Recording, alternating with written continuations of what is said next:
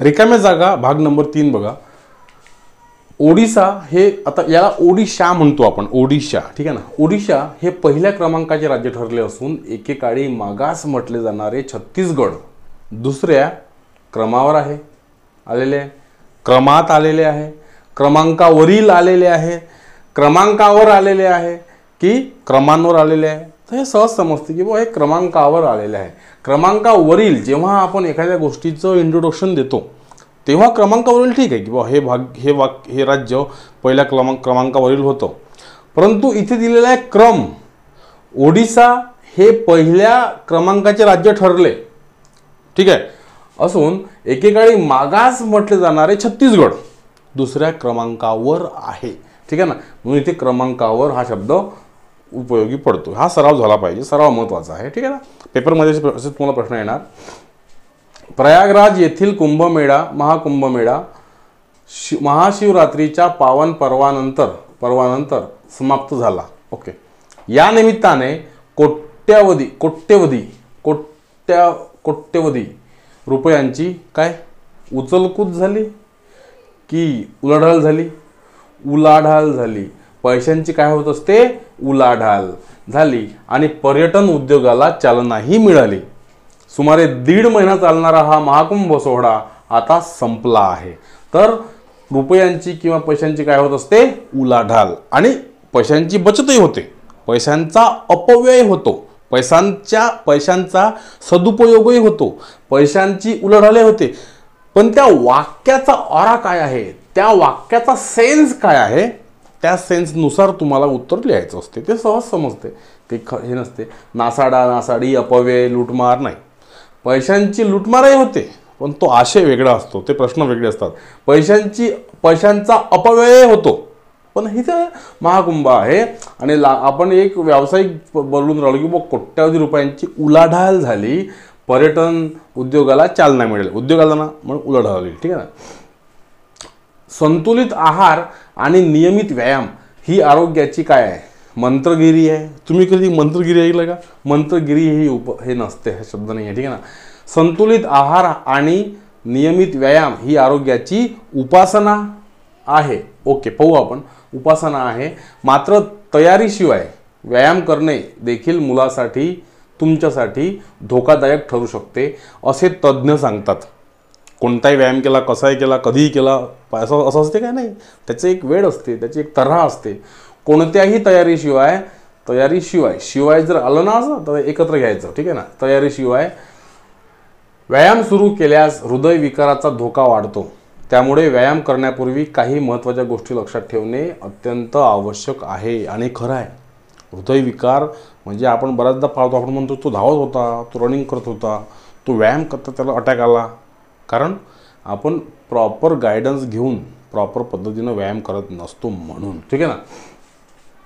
तर संतुलित आहार आणि नियमित व्यायाम ही आरोग्याची काय आहे? उपासना आहे का? नाही, गुरुकिल्ली आहे. खरेपणा, सुसूत्रता, आता हे जमणार नाही, ठीक आहे ना. गुरुकिल्ली आहे, हा एक शब्द तिथं बरोबर वाटतो. आपले आता काही सोपे प्रश्न असतात, म्हणजे ऑलमोस्ट इथे असे येणारे प्रश्न सोपे असतात. फक्त ते तुम्हाला समजलं पाहिजे की हा की हा, तो की तो. कधी कधी 5ही प्रश्न अशा ऑप्शन असे असतात की हे 5ही वाटतात, 5ही बरोबर आहे बा, त्यापैकी तुम्हाला एक लिहायचं असते, ठीक आहे ना. आपले जीवन सुखी, समाधानी आणि यशस्वी असावे असे प्रत्येक माणसाला वाटत असते, पण तसे होत नाही. उलट सर्वत्र पाहिले असतात दुःख मनभर आणि सुख. दुःख मनभर, दुःख मोठं, सुख जवळ एवढं, दुःख पर्वता एवढं, ठीक आहे ना. आणि म्हणून दुःख माणसाला जास्त असतात, सुख कमी असतात. त्याच्या इथे सुख शोधलं तर प्रत्येक गोष्टीत मिळते, हां, दुःख शोधलं तरी प्रत्येक गोष्टीत मिळते. आपल्या हाती सुख शोधणे आहे, दुःख तर येणारच आहे. सुखदुःखानेच बनलेलं आहे आपलं जीवन. आपले जीवन सुखी, समाधानी आणि यशस्वी असावे असे प्रत्येक माणसाला वाटत असते, पण तसे होत नाही. उलट सर्वत्र पाहिले असता दुःख मनभर आणि सुख मात्र कणभर असते. सुख मात्र कलर असाच असते, सुख मात्र कणभर असते. सुख गावभर नाही, कणखर नाही, जगभर नाही, सुख कणभर. मन म्हणजे मोठी मन, व एक पायली एक मन, अदली पायली मन, पण सुख कणभर असा अर्थ. 20व्या शतकात दळणवळणाच्या साधनांच्या विकासामुळे जीवन कसे झाले? गतिमान, सुजल, सुदृढ, कठीण की गतिहीन? कठीण आणि गतिहीन तर होणारच नाही, कारण 20व्या शतकात दळणवळण साधनं वाढली, ठीक आहे ना. म्हणजे रेल्वे आली, गाड्या आल्या, सायकली आल्या, किंवा पत्रव्यवहाराच्या दळणवळणाच्या गोष्टी वाढल्या, जहाज जायला लागले, ठीक आहे ना. म्हणून ते आयुष्य कसं झालं? आयुष्य झालं गतिमान. सुजल सुदृढ तर झालं, परंतु या ठिकाणी गतिमान हा शब्द जास्त फेमस होईल, जास्त सूट होईल. 20व्या शतकात दळणवळणाच्या साधनांच्या विकासामुळे जीवन गतिमान झाले. त्यातून भाषिक व्यवहार व आदान प्रदानास भाषांतरामुळे गती आली. त्यातून भिन्नभाषी मानवी समाज अथवा देश मानसिकदृष्ट्या एकमेकांजवळ आले. बरोबर आहे. भाषांतर पद्धतीच्या प्रचलनामुळे, या वाढत्या प्रमाणामुळे विश्वव्यापी मानव संस्कृतीत एकात्मता भावना निर्माण झाली. एकात्मता भावना नाही, एकात्म भावना. भाषा आणि मानवता या दोन गोष्टी जगात सर्वत्रच आढळतात.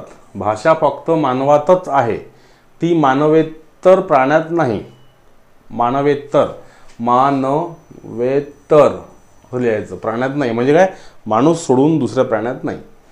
मानवेतर प्राण्यात भावसंप्रेषण होते, पण भाषिक संप्रेषण होत नाही. भाव समजते, कुत्र्याला भेटला भाव येईल त्याच्या मनात, पण ते बोलू शकत नाही, ठीक आहे ना. भाषा सार्थक शब्दातून आकाराला येते. मनुष्य अन्य प्राण्यांपेक्षा शक्तीने कसा आहे? मनुष्य अन्य प्राण्यांपेक्षा शक्तीने बलाढ्य असला तरी बुद्धीने श्रेष्ठ आहे असं होत नाही.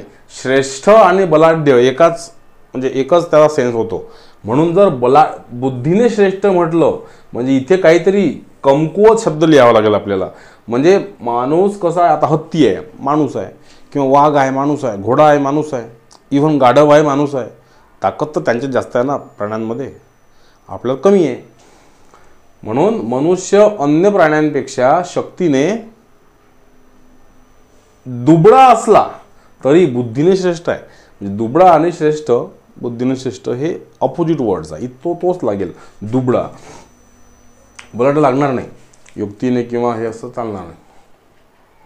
अवघड गोष्ट सोपी करून सांगणे कठीण असते. बरोबर आहे.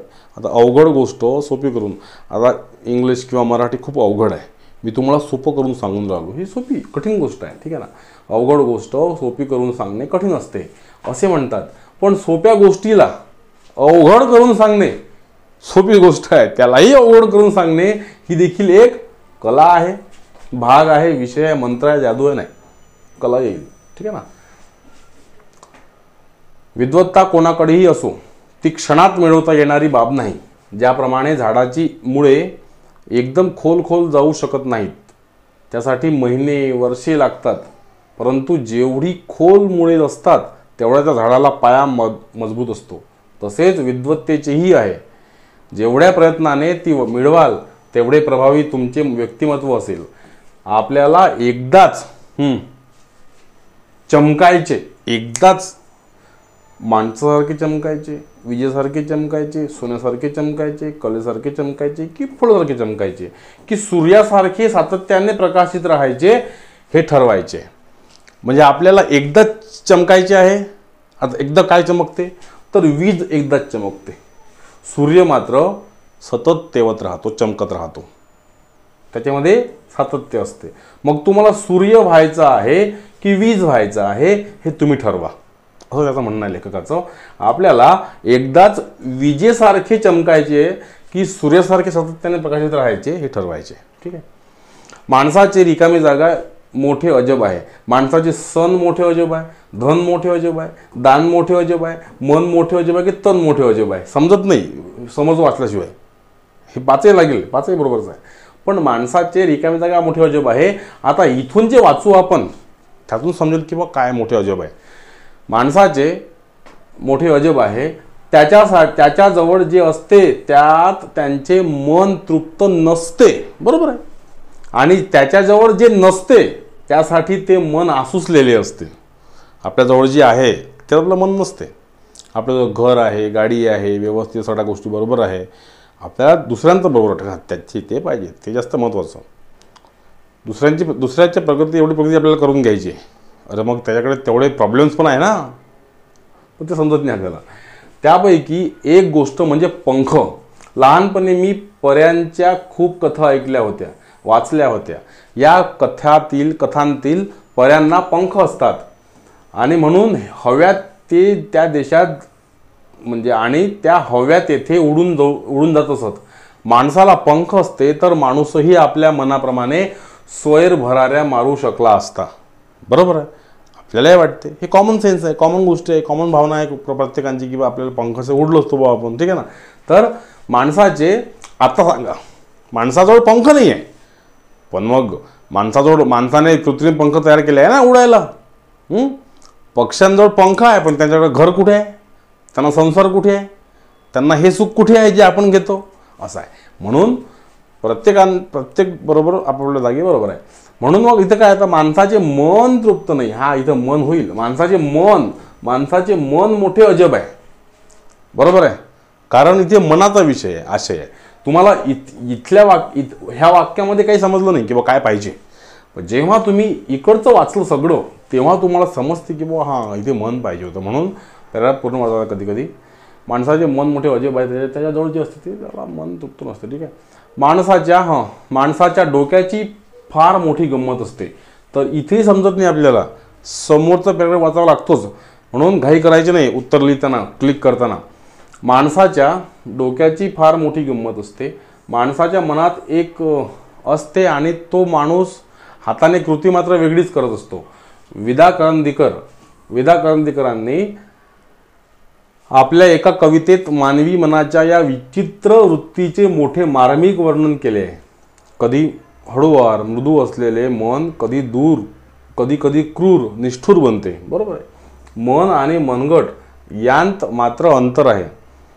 त्यामुळे काही वेळेला मनात असूनही तशी कृती आपल्या हातून घडत नाही आणि अशा वेळी प्रश्न उभा राहतो की मन श्रेष्ठ की मनगट. असं काय लागेल. माणसाच्या डोक्याची फार मोठी गंमत आहे. तर डोकं तर लागणारच नाही, पाय पण लागणार नाही, हात पण लागणार नाही. माणसाच्या खेळण्याची फार मोठी गंमत, स्वभावाची लागू शकते, कारण या ठिकाणी स्वभाव दाखवलेला आहे माणसाचा.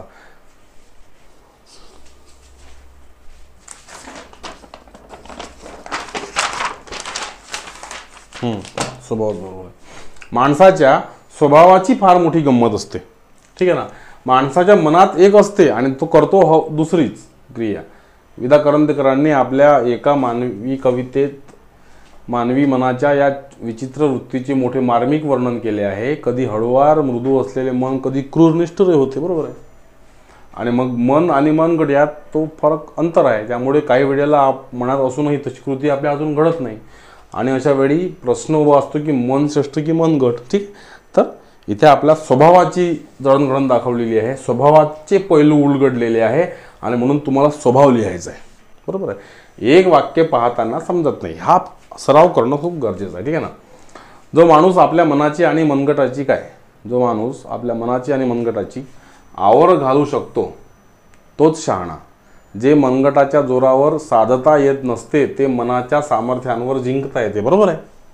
राजपाट, आपल्याला राज्य पाहिजे असेल, एखादे पोस्ट पाहिजे असेल, पैसा पाहिजे असेल, बक्षीस पाहिजे असेल तर मनगटासोच घेता येते आपल्याला. चला माझं हे आहे, माझं 10 पुट्टे असं म्हणतो आपण. नाही, तिथे डोकं जावं लागतं आपल्याला. ठीक आहे ना. असा अर्थ. जो माणूस आपल्या मनाची आणि मनगटाची काय घालू शकतो, आवर्त नाही होणार. संवाद, मनगटाचा संवाद हा पुल्लिंगी आहे म्हणून मनगटाचा पाहिजे होता, पण इथे मनगटाची आहे म्हणून संवाद होणार नाही. जो माणूस आपल्या मनाची आणि मनगटाची मैत्री घालू शकत नाही, मैत्रीचा काही संबंध नाही आहे. सांगड घालू शकत नाही. सांगड घालणे म्हणजे काय होते, म्हणजे त्याचं अमलगमिशन करणे, त्याला एकत्र करणे. जो माणूस आपल्या मनाची आणि मनगटाची सांगड घालू शकतो तो शहाणा. म्हणजे नाही तर मग मन म्हणते, मनगट आहे, चाल एखाद्या दुकानात जाऊन त्याला धमकवू, दिस आम्हाला हे वस्तू, असं म्हणतो का आपण? नाही. असं कायद्याचं राज्य आहे ना.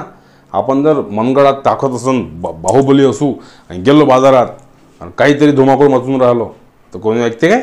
नाही. असं तुझ्या घरचा ठीक आहे. म्हणून ते समजलं पाहिजे, डोक्यात म्हणजे डोक्यात बुद्धी पाहिजे मंगळात ताकद असल्यानंतर, नाही तर मग ते काही कामाचे नसते. जीवन म्हणजे वेल आहे आणि त्यावर सुख ही असणारी फुले आहेत. बरोबर आहे. मग या दुःखाचे बघा वाक्य असेच असतात. वाक्य जे हे आहे ना ललित साहित्यातले असेच वाक्य असतात. काही घटना असतात, काही ऐतिहासिक घटना असतात, काही आंतरराष्ट्रीय घटना असतात, परंतु जास्त वाक्य असे असतात पेपर तुम्हाला. ठीक आहे. एक म्हणजे जबरदस्त आपण हा कोर्स तयार केलेला आहे. म्हणजे कंटेंटसुद्धा आपण त्याच पद्धतीने लिहिलेलं आहे. म्हणजे असं कोणी म्हणू शकत नाही की बाबा असं हे कंटेंट हा वेगळा आहे किंवा तसं. एक्झॅक्ट IBPS असं विचारते तसंच कंटेंट आहे हा. आणि ह्याच नाही तर तुम्हाला सगळे चॅप्टर तसे दिसतील. ठीक आहे ना. जीवन म्हणजे वेल आहे व त्यावर सुख ही असणारी फुले आहेत. मन या दुःखाचे वाईट वाटण्याचे कारण नाही. मग या दुःखाचे वाईट वाटण्याचे कारण नाही. जीवनात दुःख आहे म्हणूनच सुखाची आपल्याला किंमत कळते. चुलीत तापवून निघाल्याखेरीज सोन्याला तेज चढत नाही. जगात अंधारी रात्र आहे म्हणूनच चंद्राला महत्त्व आहे. सुखानंतर दुःख आले तर त्याची लज्जत न्यारीच असते. आता मला सांगा, वाक्य दिलेलं आहे चुलीत तापवून निघाल्याखेरीज सोन्याला तेज चढत नाही. मग सोनं काय आपण चुलीत जायतो काय? नाही.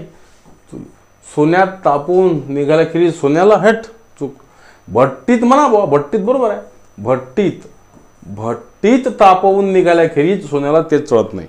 म्हणजे जेव्हा आपण सोन्याला करतो, पाणी करतो, त्याला भट्टीत करतो. छोटीशी वाटीची भट्टी असते, ती भट्टी असते, त्यात टाकतो ते वाटी. ठीक आहे ना. आणि म्हणून तेलात पण नाही किंवा राखीत पण नाही.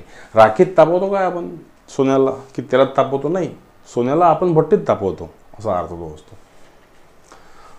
प्रश्न नेहमी वर्तमानात पडतात ज्यांची उत्तरं भविष्यकाळाला माहिती असतात, पण भविष्यकाळ आपल्याला माहिती नसतो. म्हणून सगळीच उत्तरं जाणून घेण्याची धडपड नसावी. कधी कधी प्रश्न रिकामी जागा ठेवावे. वेळ आल्यावर त्या प्रश्नांची आपसूक उत्तरे मिळतात. प्रश्न नेहमीच वर्तमानात पडतात. आज आपल्याला प्रश्न पडतात, कसं होईल आयुष्याचं, कसं होईल आपलं करिअरचं, पेपर निघेल का नाही निघेल आपला, कसं होईल आपलं आपल्या आईबाबाचं, भावाचं, लहान भावाचं, देशाचं, समाजाचं, जगाचं.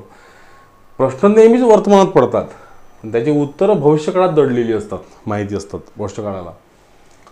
पण भविष्यकाळ आपल्याला माहिती नसतो ना. आपल्याला काय माहिती आहे भविष्य काय आहे? ते भविष्य पाहणार असतात ना, भविष्य पाहणारे त्यांना त्यांचंच भविष्य माहीत नसते. ते आपल्याला काय सांगणार? ठीक आहे. म्हणून सगळीच उत्तर जाणून घेण्याची धडपड करू नये किंवा नसावी. आपण काय जे होईल ते होईल बा. आता काय जास्त असं काय होणार आहे? बेकार काय होईल आपल्यासोबत? हे आपण काय होईल?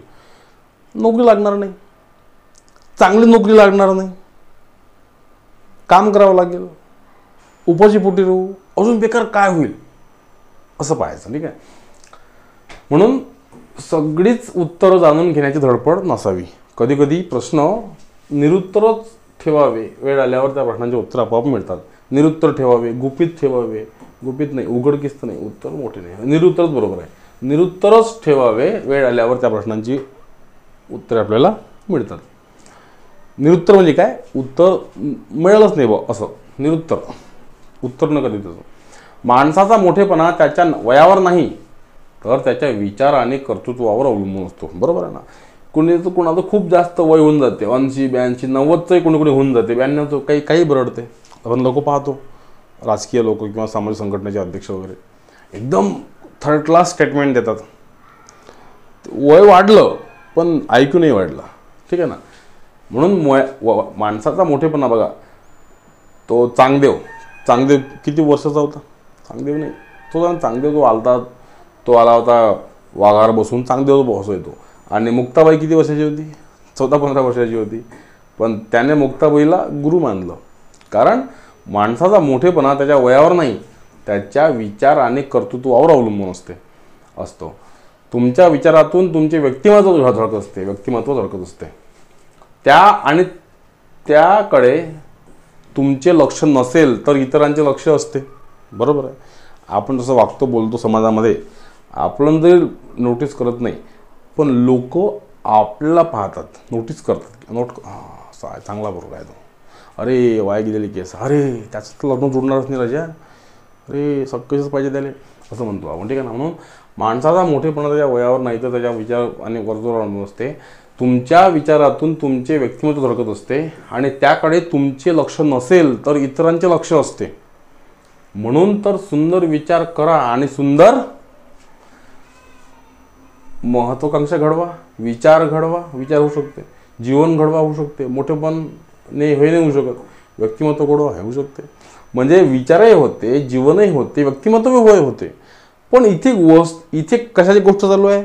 इथे एक गोष्ट चालू आहे व्यक्तिमत्वाची. आणि म्हणून तुम्हाला व्यक्तिमत्व हे उत्तर बरोबर द्यावं लागेल. आयुष्य नाही, आयुष्य आज उद्या नाही, पण व्यक्तिमत्व ते टिकत राहते. ठीक आहे. आणि म्हणून बघा, त्याकडे तुमचे लक्ष नसेल तर इतरांचे लक्ष असते, तुम्ही कसे वागता म्हणून तर सुंदर विचार करा आणि सुंदर व्यक्तिमत्व घडवा. विचार करा आणि विचार घडवा असं नाही होणार.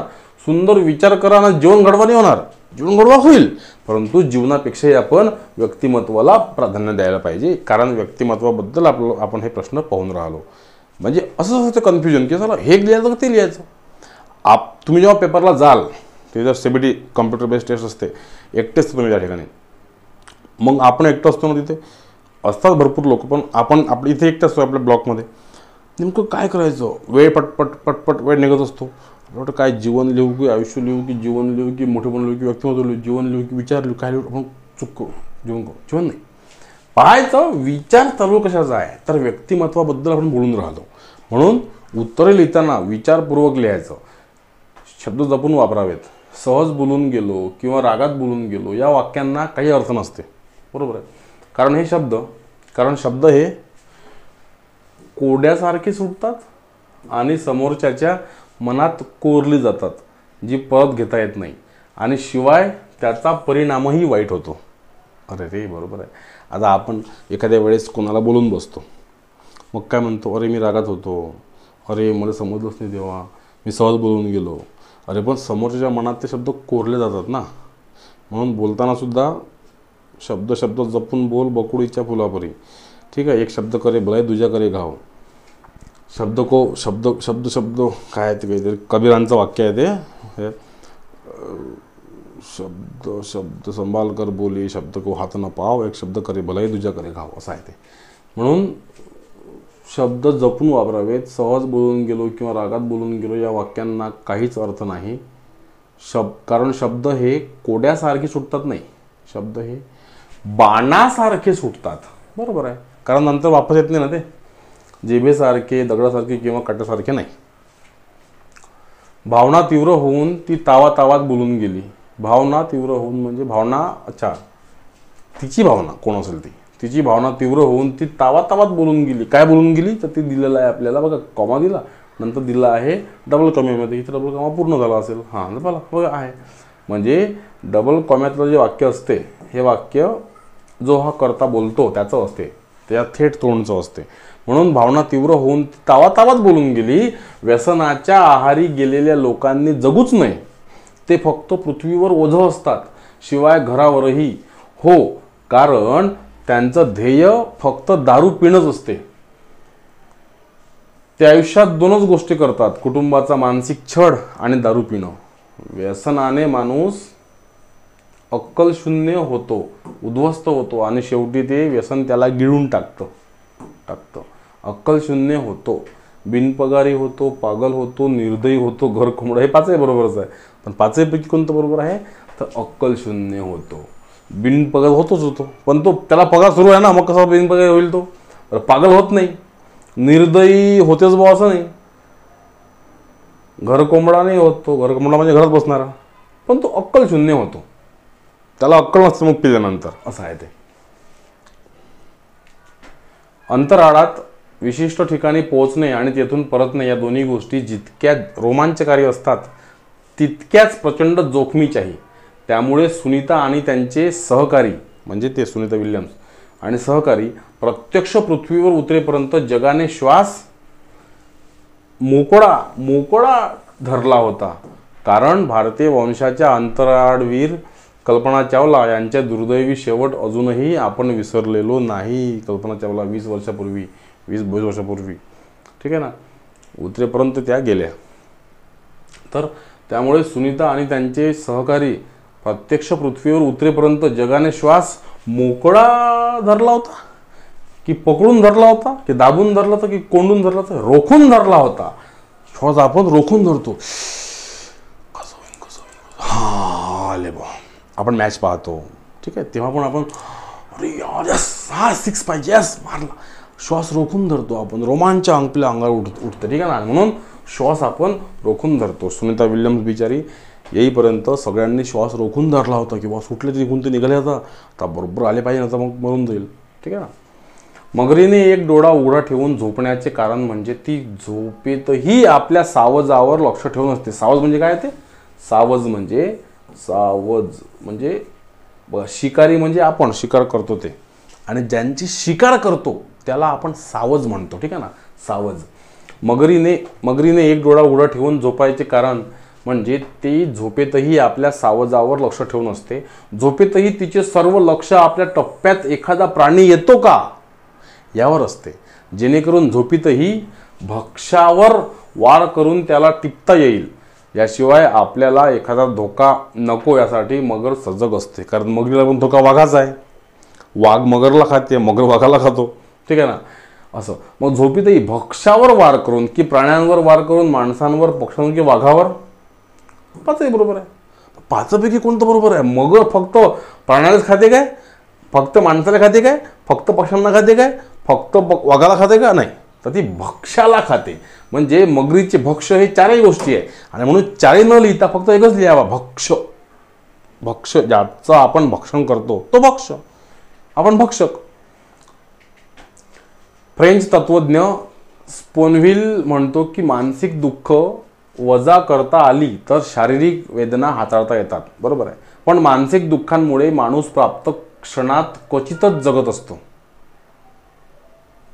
शब्दाच्या ओझ्यानं, भविष्याच्या चिंतेनं, विशेष करून मृत्यूच्या विचारानं तो मानसिक गोष्टींमध्ये अधिक विखुरलेला असतो. त्यामुळे वर्तमान काळाचं आनंददायी वास्तव समजण्यासाठी तो असमर्थ ठरतो. सांगा मग आता काय? शब्दाच्या ओझ्यानं काय? भूतकाळाच्या, जीवनाच्या, मुलांच्या आणि संसाराच्या ओझ्यानं, भविष्याच्या चिंतेनं, विशेष करून मृत्यूच्या विचारानं तो मानसिक दृष्टीचा वखरलेला असतो. त्यामुळे वर्तमान काळात आनंददायी वास्तव समजण्यात असमर्थ ठरतो. मग आता बघा, भविष्य काळे आला, वर्तमान काळे आला, इथं भूतकाळ येईल ना. भूतकाळाच्या ओझ्यानं त्यांना भूतकाळ केला चुका असेल, किंवा काही गोष्टी असेल, किंवा काही तो करत राहून त्याचं गेलं असेल, म्हणून भूतकाळाच्या ओझ्यानं, भविष्याच्या चिंतेनं. प्रत्यक्ष जीवनात माणसातल्या ज्या उणीवा मला बोचतात त्या या माझ्या निवडक पुस्तकातल्या माणसात नसतात, आणि म्हणून पुस्तकातल्या या माणसांनी मला जन्मभर साथ दिली आहे.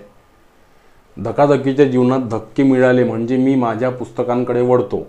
तेथे प्रांजळ आचार व भावना मिळतात, प्रेरणा मिळतात. पण हेही सर्वस्वी खरे नाही. आवडते माणूस आणि आवडते पुस्तक यांमध्ये निवड करण्याचे दिवस आले म्हणजे पुस्तक खाली पडते आणि माणसाचा हात पटकन धरतो. त्यांच्यात ऊब असते आणि ती मला जाणवते. पण पुस्तकच आपला खरा मित्र आहे. त्याने लिहिलं भरपूर त्यानं, ठीक आहे. इथे माणूस आवडते की पुस्तक हा आशय आहे. मग माणूस की पुस्तक असा जर प्रसंग आला तर मग आपण माणसाच पकडतो ना, पुस्तक काय. पण तरी तो काय म्हणतो, शेवटी पुस्तक आपला खरा मित्र आहे म्हणतो तो. पण जर निवड करायची मग आपण माणूस घेऊ ना, कोणी पण माणूसच घेईल. म्हणून काय म्हणतो, आवडते माणूस आणि आवडते पुस्तक यामध्ये निवड करण्याचे दिवस नाही, प्रसंग आले. प्रसंग क्रमांक मतदान नाही, प्रसंग आले तर दिवस नसते येत, प्रसंग येत असतो एखादा, ठीक आहे ना. प्रसंग आले तर. सार्वभौम राष्ट्र म्हणजे काय? जगात अनेक लहान मोठे देश आहेत. प्रत्येक देशाला स्वतःचा निश्चित भूप्रदेश असतो. त्यात राहणारे लोक त्या देशाचे नागरिक असतात, आहे का. नागरिक, भविष्य, अस्तित्व, नाही ते अविभाज्य भाग, चार बाबाच आहे, बरोबर आहे. सार्वभौम राष्ट्र म्हणजे काय? जगात अनेक लहान मोठे देश आहेत, बरोबर आहे. एक सेन्स बघा कोणता आहे वाक्याचा. प्रत्येक देशाला स्वतःचा एक भूप्रदेश असतो, बरोबर आहे. भौगोलिक सेन्स आहे. त्यात राहणारे लोक त्या देशाचे नागरिक असतात, संपला विषय. भविष्य, अस्तित्व, नेते, अविभाज्य भाग हा नंतरचा भाग आहे, पण नागरिक महत्त्वाचा भाग आहे, मेन भाग आहे, बेसिक भाग आहे, नागरिक असतात. वाचाल तर वाचाल, वाचल नाही, वाचाल तर वाचाल हा सुविचार आपण लहानपणापासून ऐकला आहे. याला ऐकला आहे नाही, ऐकला आहे म्हणायचं. हा ए आहे हा, आणि हा ऐ आहे, ऐकला आहे. डॉक्टर कोणी ऐकला आहे. ऐतिहासिक म्हणजे ऐतिहासिक. डॉक्टर बाबासाहेब आंबेडकरांनी सांगितलेला सुविचार आपल्याला वाचनाचे महत्त्व पटवून देतो. आपल्या जीवनात वाचनाला खूप महत्त्व आहे. नियमित येणारे वर्तमानपत्र, गोष्टींची पुस्तके, कादंबऱ्या, ग्रंथ, साप्ताहिके अशा अनेक गोष्टींचे वाचन आपण करू शकतो. वाचाल तर पास व्हाल की हसाल की मोठे व्हाल, वाचाल तर वाचाल. ठीक आहे ना, ते कॉमन गोष्ट आहे. मला मानवी जीवन विकासात शिक्षणाला महत्त्वपूर्ण स्थान आहे.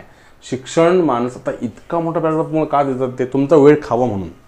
तुमचा वेळ वाया गेला पाहिजे, खाल्ला पाहिजे त्यांनी, तुमचा वेळ गेला पाहिजे, तुम्ही कमीत कमी प्रश्न सोडवले पाहिजे, हा त्यांचा हेतू असतो. म्हणून ते मोठमोठे वाक्य देतात. ठीक आहे ना. कधी मानवी जीवन विकासात शिक्षणाला महत्त्वपूर्ण स्थान आहे. शिक्षण मानवाच्या मानसिक व बौद्धिक शक्तींचा विकास करते. शिक्षणाशिवाय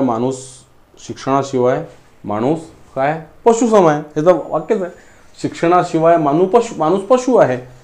हे जर तुम्ही कधी वाचलं असेल, ऐकलं असेल, लिहिलं असेल, बोलले असाल, पटकन समजेल. शिक्षणाशिवाय माणूस अक्कलशून्य आहे का? नाही, असं पशु आहे. बुद्धी नाही का? नाही. दारिद्र्य नाही, बेरोजगारी नाही. शिक्षणाशिवाय माणूस पशु आहे, हे लक्षात ठेवा. हे फ्रेज आहे मराठीतली. बोलली पशु म्हणतो. स्त्री आणि पुरुष या दोघांनीही शिक्षण घेणे अत्यंत आवश्यक आहे. जर स्त्रियांना शिक्षण देण्यात आले नाही तर अर्धाअधिक समाज मागासलेला राहील. आजकाल जगातील पुष्कळशा भागांमध्ये आपणास स्त्री शिक्षणाचे चांगले परिणाम दिसून येते. परिणामतः पुष्कळ वाईट रीतीभाती आणि अंधश्रद्धा समाजातून वेगाने नाहीशा होत आहेत. राष्ट्रीय विकासाच्या क्षेत्रात प्रत्येक क्षेत्रात आज स्त्रिया पुरुषांच्या बरोबरीने काम करीत आहेत आणि त्यांच्या बरोबरीनेच जबाबदारीच्या कामात त्यांना मदत करीत आहेत. बरोबर आहे. महाराष्ट्रात दरवर्षी सुमारे 32,000 अपघात होतात. ठीक आहे. यात 18 ते 20,000 लोक अपंग होतात. अपंगत्वासाठी नैसर्गिक किंवा अपघात हीच मुख्य कारणे नसून सामाजिक उदासीनता हीही जबाबदार आहे. अपंगांचे जीवन साधे असले तरी ते समाजाला खऱ्या अर्थाने जीवन कसे जगावे हे शिकवतात. यामुळे सामाजिक एकजुटीसाठी साथी हात बढाना हा संदेश महत्त्वाचा ठरतो. आता मला सांगा, अपंगांचे जीवन साधे असले तरी ते समाजाला खऱ्या अर्थाने साधे म्हणतो काय आपण? असो अपंग साधा आहे, पण नाही तो एखादा अधिकारी असू शकते म्हणून साधे नाही आहे. वाईट नसतेच, लवचिक असू शकते, सरळ सोपी पण नसतेच, संघर्षमय मात्र जरूर असते. ज्यांना व्यंग आहे त्यांना संघर्ष करणे आलेच. ठीक आहे ना. तर सहज ते आपलं जसं करतो, कधीच उठलो चालू जातो कुठं, ते जाऊ शकत नाही, कारण ते अपंग आहेत ना. पण त्यांची बुद्धी वेगळ्या ठिकाणी चालते. ते हुशार असतात, कधी अधिकारी असतात, कधी कोणी एखादा तत्ववेत्ता असतो, म्हणून अशा गोष्टी असतात. म्हणून त्यांचं जीवन कसं आहे अपंगांचं? संघर्षमय आहे. उपेक्षित वंचितांच्या जीवनात समृद्धीचा प्रकाश निर्माण व्हावा. सामाजिक न्यायासाठी आयुष्य खर्ची घालून साक्षरता निवारण आणि स्त्री शिक्षणासाठी संघर्ष करणारे महात्मा ज्योतिबा फुले आणि क्रांतिज्योती सावित्रीबाई फुले यांना मरणोत्तर भारतरत्न पुरस्काराने सन्मानित करावे अशी केंद्र सरकारला विनंती करण्यात आलेली आहे. बरं, भारतरत्न जो पुरस्कार आहे आता अशाच्या लोकांना भेटला जे लायकीचेही नाही आहे, आणि हे खरे लायकीचे लोक यांना मिळाला नाही, म्हणून तो जो पुरस्कार आहे तो की फार त्याचं काही वजन राहिलं नाही. ठीक आहे. यांना नाही दिला पुरस्कार तरी काही हे कमी होणार नाही. यांचं महत्त्व जे आहे ते अबाधित आहे. ठीक आहे ना. उपेक्षित वंचितांच्या जीवनात समृद्धीचा प्रकाश निर्माण करत सामाजिक न्यायासाठी आयुष्य खर्च घालून निवारण करणे म्हणजे काय? ते काढून टाकणे. साक्षरता राहणारच नाही ना. तंटे निवारण, दुष्कृत्य, अस्पृश्यता निवारण होऊ शकते. अस्पृश्यता, विटंबना पण नाही, अस्पृश्यता निवारण आपण ऐकलेलं लहानपणी. ठीक आहे ना. म्हणून अस्पृश्यता निवारण आणि स्त्री शिक्षण. बघा, आपण हे शब्द ऐकलेले असतात ना लहानपणी, जेव्हा शिकतो आपण बेसिक गोष्टी, तेव्हा निवारण म्हणजे काय? ते काढून टाकणे. तर अस्पृश्यता काढून टाकणे, त्याचं निवारण करणे, अंधश्रद्धा निर्मूलन, अस्पृश्यता निवारण, ह्या फ्रेज पाहून घ्यायच्या असते. वाचन केलं की सहज समजते. ठीक आहे. थांबू आपण, आणखी एक लेक्चर होईल 4th 5th. ठीक आहे. आणि नंतर मग तुम्ही सगळे टॉपिक्स पहा. एक एक टॉपिक्स पहा, सगळे पहा आणि IBPS मध्ये असेच प्रश्न येतात. ठीक आहे, थँक्यू.